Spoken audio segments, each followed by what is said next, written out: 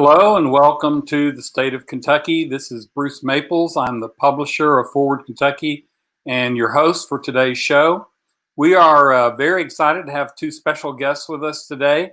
And as you know, if you saw our advertisement on Facebook and YouTube, we're calling this episode, Can We Flip These Seats?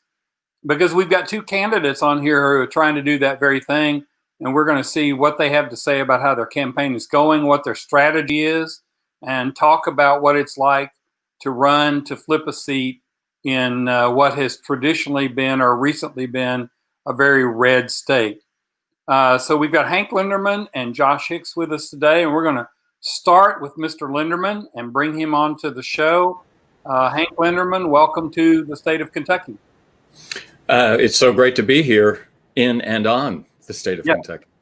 I'll have to talk to you sometime about how you're working out that chyron at the bottom of your camera there. That's kind of cool. So this is your second whack at this. Right. You ran for office in 2018, and now you're doing it again in 2020. Why are you doing this again? I mean, for a lot of people, one time is enough. It's a lot of work. So what's up with doing it again? First of all, the reason I'm doing it is less about a personal goal and more about just being gravely concerned for the entire country and honestly for the state of the world. And I believe that the fight for the future of the country is in districts like Kentucky 2nd, because this is where the division is fiercest. This is where you've got Trump supporters living right next door to progressives. And so this is the place where we can confront the ideas. So that's why I'm doing it again. And you know, it takes what it takes. You have to, you know, if you're doing the right thing, you've got to do all you can for as long as you can. Right. I wrote something this morning in the Forward 5 where I talked about one of the things that has been gratifying to me from doing Forward Kentucky is finding progressives all across the state and not just in the big cities.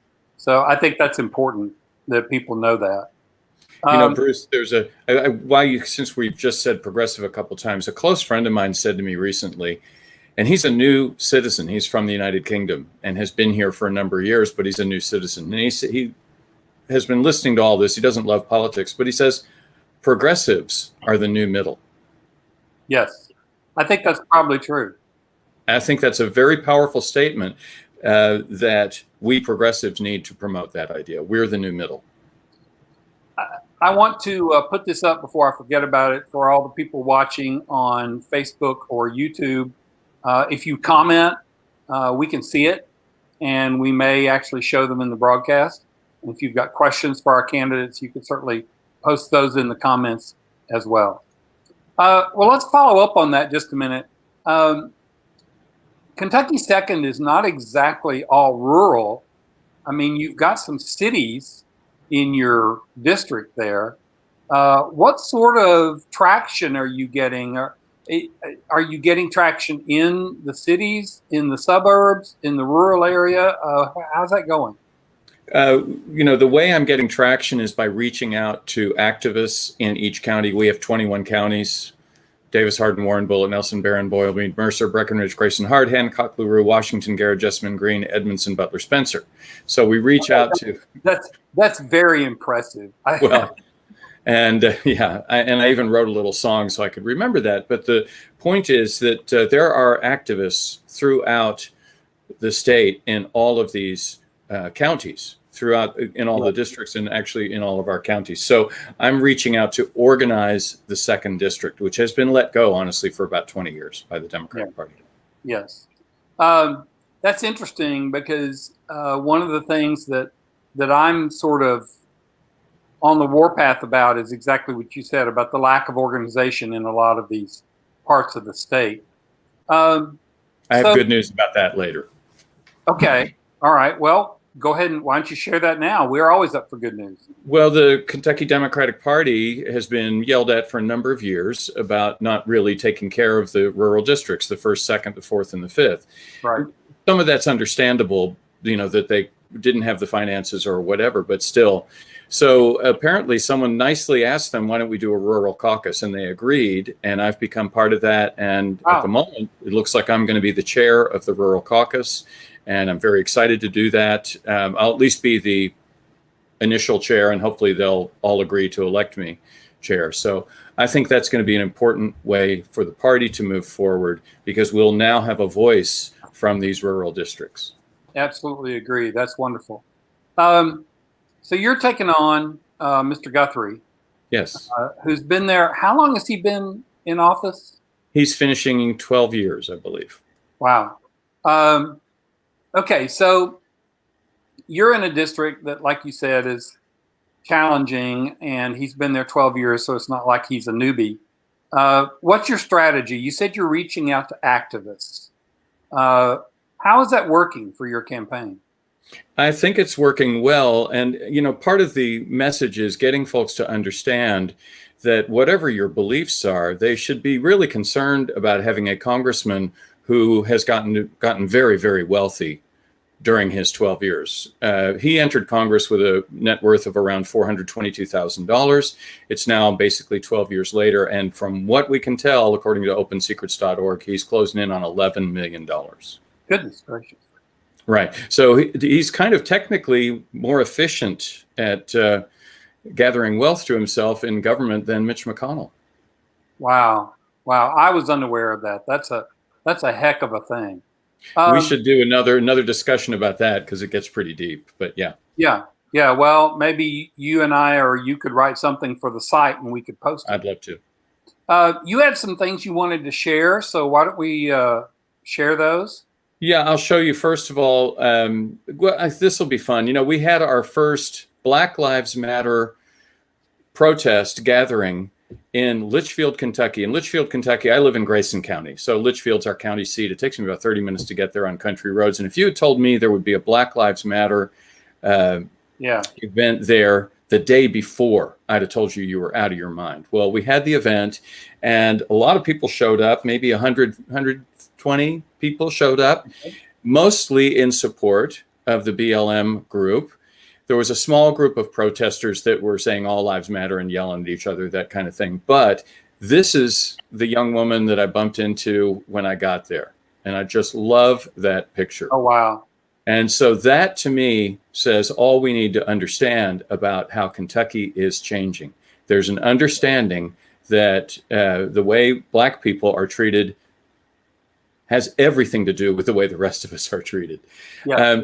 Now, my primary piece of policy is called the Contract for Rural and Working America.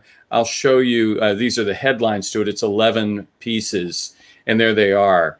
And the only one that you may not have thought about is the Secretary of Rural Affairs. I think we need a Secretary of Rural Affairs which is not the same thing as agriculture. Right. We need to find a way to restore, revitalize, and make rural America a place where people can thrive, not just simply survive. So, look, this is all the things we've been talking about, and I've just put them in a bundle. So I'm trying to get folks to sign on to that. So, Josh, if you're hearing me, at some point we'll have a conversation. Well, speaking of Josh, Hank, I'm going to take you out of the show for just a minute, put you back in the green room. Great. And we'll bring you back in about 5 or 6 minutes. And now we're going to be welcoming to the state of Kentucky Josh Hicks, who doesn't have the cool scrolling thing at the bottom of his picture, but he's got the Josh Hicks stuff up above him there, on that side. Josh, welcome to the state of Kentucky. Bruce, thank you for having me on, sir. I really appreciate it. Well, we're excited to have you here. Let me remind everybody again that if they comment on Facebook or YouTube, we may see those and share them. So if you have something to say, feel free to do so. Josh, you're running in a somewhat different district. We've got the Louisville district with Congressman Yarmouth, and then we've got your district, which is an interesting mix of urban and suburban and some rural. How's it going for you? You know, we feel really strong, Bruce. We feel like we've worked really hard in the campaign.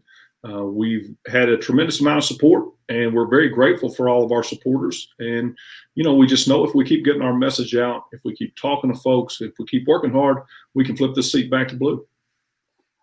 I just find it interesting. McGrath made what I consider to be a pretty hard run at Andy Barr. I was impressed with her campaign, impressed with the fact that she had offices in all the counties and still came up short. So what are you thinking you're doing differently that's going to get you over the finish line where she wasn't able to? Well, there's one important thing that I think is going to distinguish our campaign from the campaign in 2018, and that's that we intend to inform this electorate, to inform everybody in the 6th District of the ways Andy Barr has voted that has hurt them, the money he has taken from corporations that don't have their best interests at heart, and we intend to make sure that folks understand that at the end of this campaign. I think Amy made a very principled decision to run a different kind of campaign, and that's a very admirable thing. And at the end of the day, when everyone walked away from it, there just wasn't a real sense that it was informative as to the facts, what votes had been taken, what money had been taken, and we intend to be different in that way. Have you done any of the same kind of research that Hank was mentioning about personal net worth of Mr. Barr? I don't know that we have done that much, and I don't know that there's that much there. My criticism is more in the votes. My criticism is more in the corporate PAC funds that he's taken now well over $2.5 million during his time in Congress. So that has been our focus on telling voters the way that he has, in a position that should be about public service, has instead served not the public, and certainly not the public of the 6th District of Kentucky. How much impact has the sudden death of his wife had on the race? Well, you know, that wouldn't be for me to try to speculate or quantify. I'll tell you what I do know, that's a tremendous loss, something I couldn't even fathom.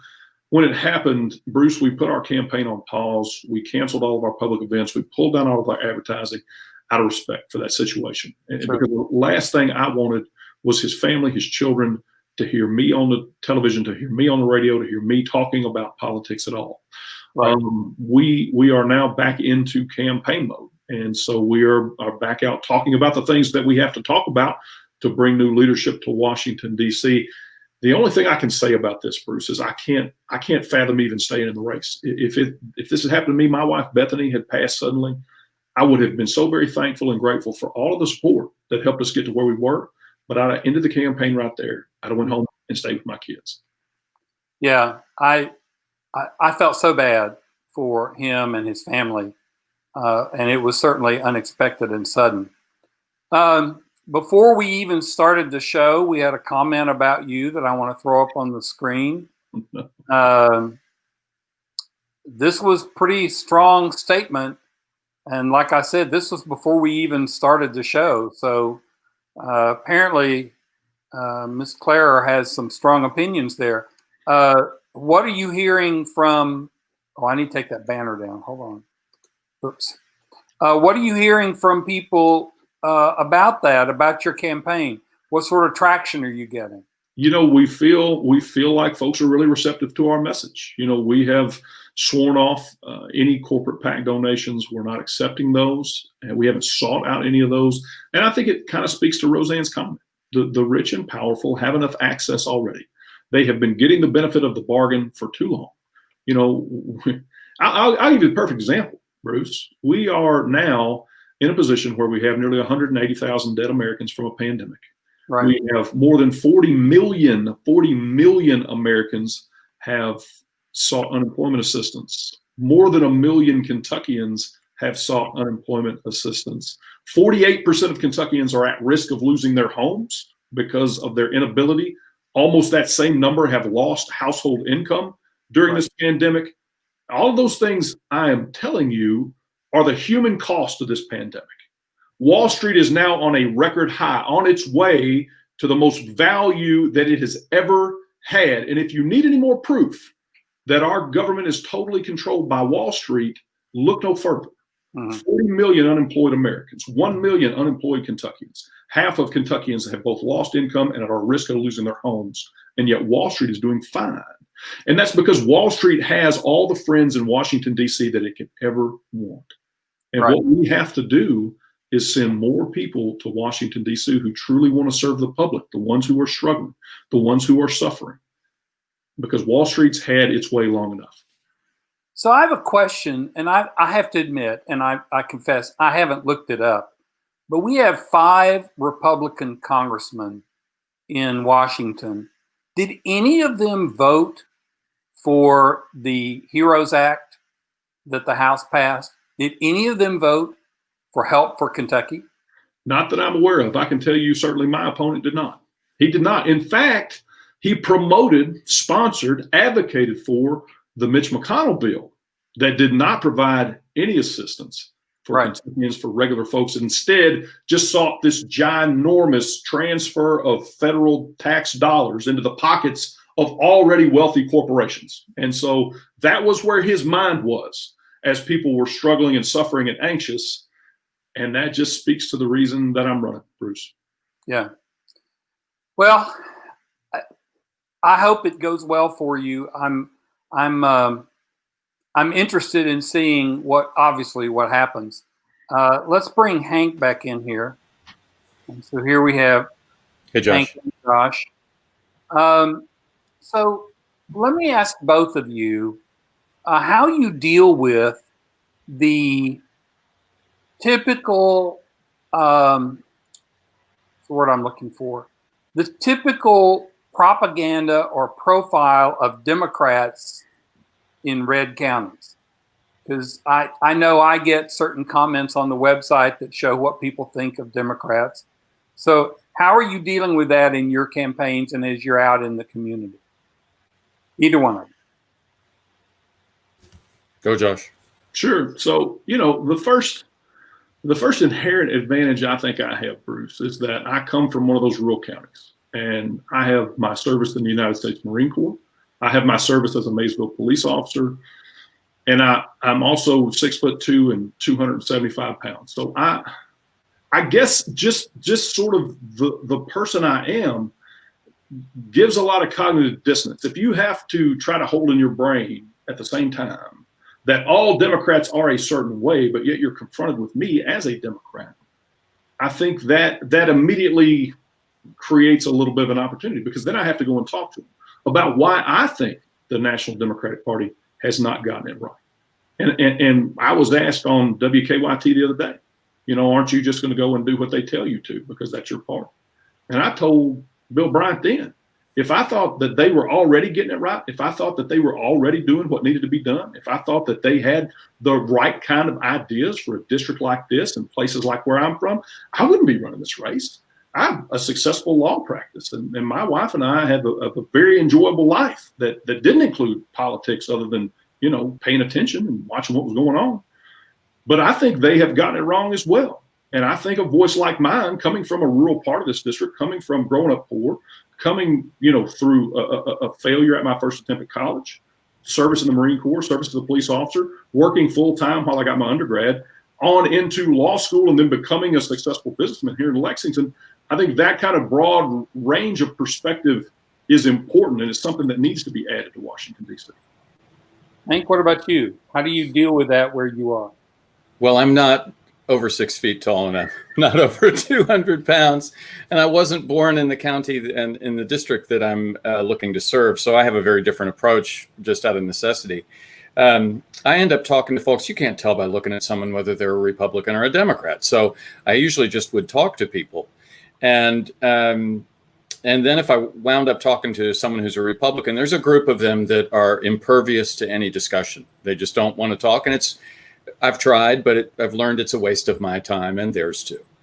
Maybe they like wasting my time, but I've realized, okay, there's no place to go here. But a lot of Republicans do want to talk. And sometimes they're angry, or sometimes they're frustrated, and they'll go on.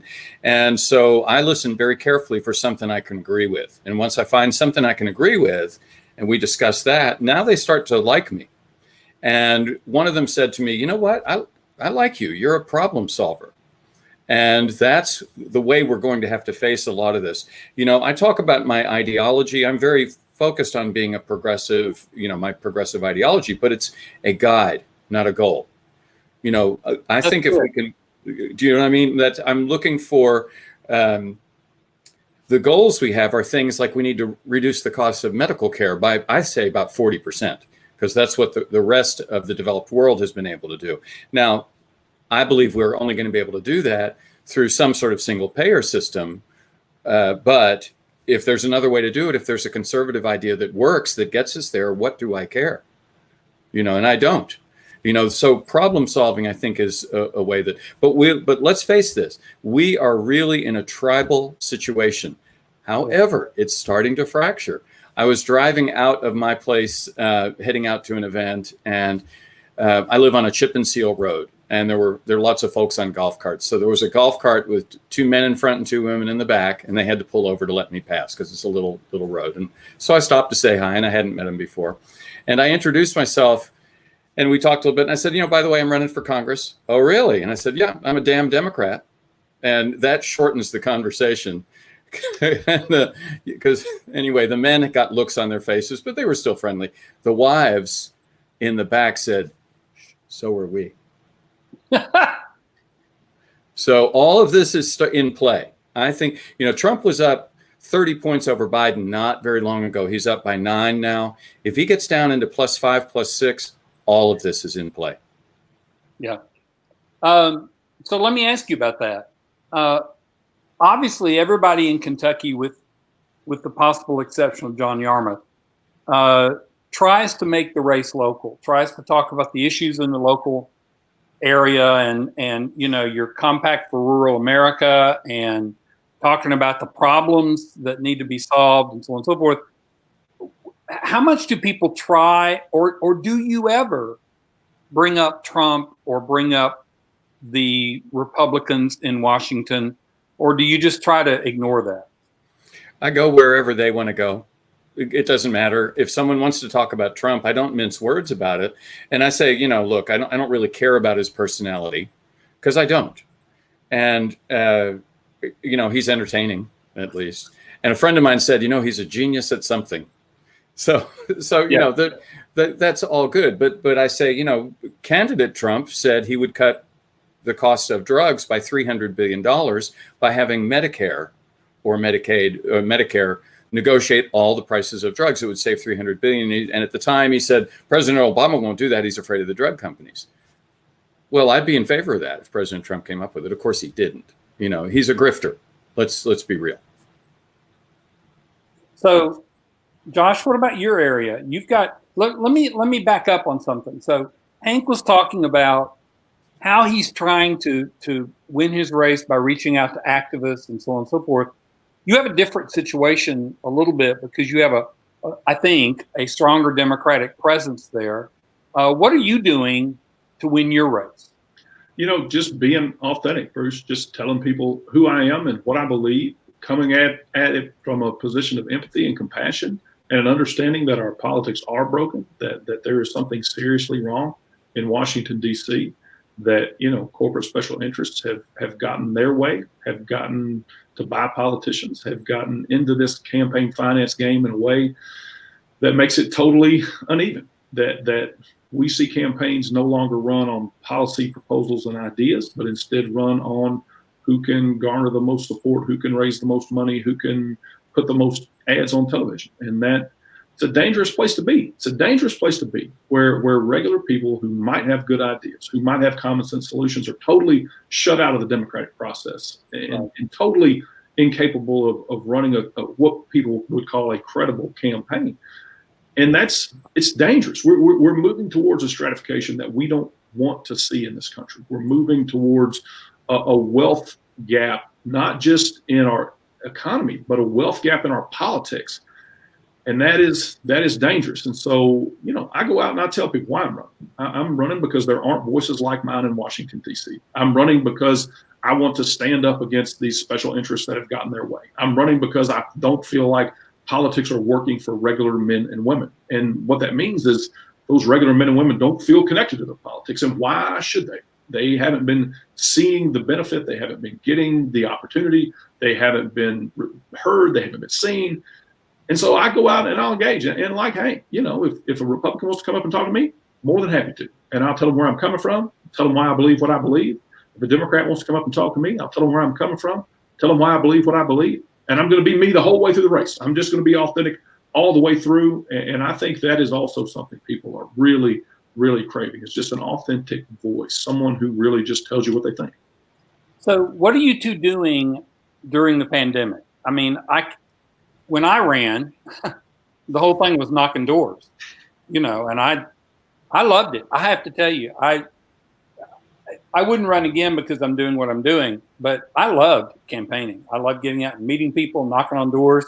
I didn't care who came to the door. Let's talk. Well, you can't do that. So what are you doing? Hank, what are you doing with the pandemic? Well, I used to be in the vehicle, driving kind of constantly. There's a funny vehicle story. The first car we had was an old Chevrolet.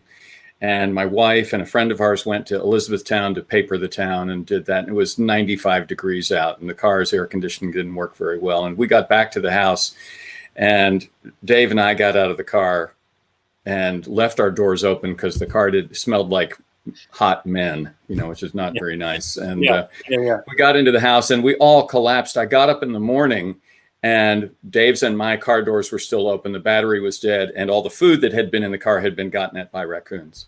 So, but that's what it used to be. What I'm doing now instead is we invested in some video equipment. So I go live on Facebook Monday through Friday. I've been doing it now for, I think in March we started, maybe late February. In March. Because there wasn't really an alternative. And I started doing it 7 days a week, and that almost killed me after about a month. So we brought it down to 5. And I have guests call in. I've had John Yarmouth. I've had one of the Doobie Brothers call in. Wow. I have in fact, on Monday, I've got a special announcement, but a Grammy-winning, very famous musician is going to be a guest on Monday. And Josh, I'm dying to have you on, and we just have a phone conversation, and it's fun. I have a doctor who's going to be on Tuesday who is a microbiologist and a surgeon, and he debunks various things about the virus. I have local activists who call in. So that's how we're doing it. Now, we also have a phrase, which is down in the dirt, grassroots. This comes from a farmer friend of mine who said, Hank, I'm afraid we're going to have to just go down in the dirt, grassroots. So that's what we're trying to do. Cool. I'd love to hear more about that later. Or maybe you and I can talk about that offline. Josh, what are you doing? Similar to Hank, we've had to adapt, and I'm lucky in that I served in the Marine Corps, and one of their mantras is adapt and overcome. So, we moved all of our events that we would do virtual rather than in person to keep people safe. We started a regular Facebook Live that we do every week. Like Hank, we bring on guests. We've been trying to bring on people from the community who are making a difference. People from the community have an expertise that I think would be valuable to hear from. And we're fortunate in that we have a good group of supporters and volunteers who are helping us make phone calls, helping us do texting, helping us reach voters just every single way we can. And we will continue to do that from now all the way to November 3rd. Are either one of you doing, you can't really do a lit drop, but are you doing mailings? I'm not doing mailings this time. First of all, I was fortunate to not have a primary this year. And that's because I believe it's because I was active all last year. I had campaign funds that I used to stay active, to show up at events, to help Andy Bashir get elected, I co-hosted events. And that meant when I filed, I think everyone he's doing it. So what's the point? And I think that probably saved $30,000, $40,000 in campaign funds right there. I'm doing a volunteer campaign this year. I don't have paid employees. The folks are volunteering. Volunteers are a little different from paid staff. They don't hold back on their feelings when they think they see something they don't like, and that's valuable. That's really valuable. And like I say, I'm building this for the long run. I guarantee Kentucky will not stay red forever. I guarantee the second district will not be red forever. And folks, this is change. This horrible process we're going through, this is change. I'm actually excited about it. Josh, what about you? Are you doing any sort of mailings? Yes, sir. We will and have been and will continue to do it. We've taken a really broad-based approach to this thing. We knew that once coronavirus put us in a different posture, that we were going to have to be far-reaching in our efforts. And so really nothing was off the table for us. If it was mail, if it was phone calls, if it was Zoom calls, Facebook Lives, whatever it could be, we committed ourselves to it. And we are back out and about a little bit in a socially distant way and making sure that we are meeting with community leaders, we're meeting with county judge executives, mayors when we can get that opportunity, because so much of running a local campaign focused on local issues is not just sort of taking a stab at what you think they might be. It is really going there and seeing them and being up close and personal with it, so that when you speak about it, you have some credibility. But more importantly, when you have an opportunity to affect policy or advocacy that will change that you've got a really good understanding of what it looks like on the ground. So we've been, again, in person a little bit, virtual in a lot of ways, mails, texts, phone calls, emails, whatever you got, we're going to do it because we're going to reach every voter we possibly can. Cool. We have a policy question for Josh that came in through the comments. So let me put this on the screen. It's about President Trump. And do you think he should be spending more time on local issues? I think I know the answer, but take a crack at it, Mr. Hicks. Well,